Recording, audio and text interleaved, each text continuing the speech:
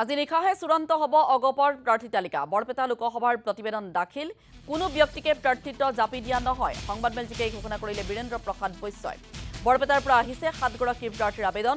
ধুবুৰীৰ পৰা আহিছে 5 গৰাকী প্ৰাৰ্থীৰ আবেদন। বৰপেটা লোকসভা সমষ্টিক লৈ দেখিবলৈ পোৱা গৈছে অসম গণ পৰিষদ যথেষ্ট বিমূৰত পৰিছে, কাৰণ ফণীভূষণ চৌধুৰীয়ে ইতিমধ্যে উল্লেখ কৰিছে যে তেওঁ বঙাইগাঁও বিধানসভা সমষ্টি এৰি আন ক'তো নাযায়। লোকসভা নিৰ্বাচন খেলাৰ তেওঁ মন নাই।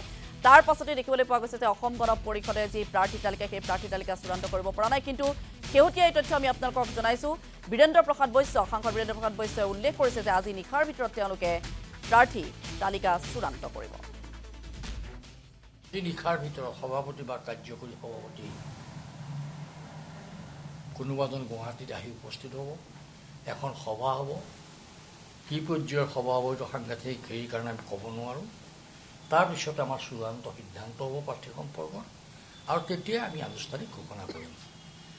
আমাৰ যিটো প্ৰচাৰিত নিয়ম প্ৰাৰ্থী নিৰ্বাচনৰ, সেই প্ৰক্ৰিয়াটোৰ কাৰণে আমাৰ অলপ সময় লাগিব পাৰে, কাৰণ এফালে ধুবুৰী, এফালে বিস্তৃত অঞ্চল, অৰ্থাৎ হাজো শুৱালকুছিৰ পৰা একদম ধুবুৰী মানকাছাৰলৈকে দুটা সমষ্টিত আমাৰ প্ৰাৰ্থী থাকিব।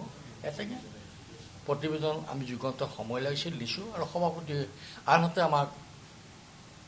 আনহাতে দলৰ ফালৰ পৰা ছাৰ্ভেও কৰাইছিল দিল্লীৰ এটা প্ৰতিষ্ঠানক লৈ। সমগ্ৰ চাই সভাপতি ডাঙৰীয়া, কাৰ্যকৰী সভাপতিয়ে আমাক সিদ্ধান্ত অৱগত কৰিব এখন সভাৰ পিছত। তাৰপিছত আমি ঘোষণা কৰিব পাৰিম। এইখিনিয়ে কথা।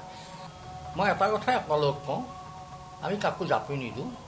প্ৰাৰ্থী আমাৰ বহুত গৰাকী আহিছে, বহুত প্ৰাৰ্থী আহিছে আমাৰ, কিন্তু ফণীভূষণ চৌধুৰী ডাঙৰীয়াকো এছামে ৰিকুৱেষ্ট কৰিছে। আমি দলে কোনো সিদ্ধান্ত গ্ৰহণ কৰা নাই, এটা জাপি দিয়াৰ প্ৰশ্নটো অহা নাই।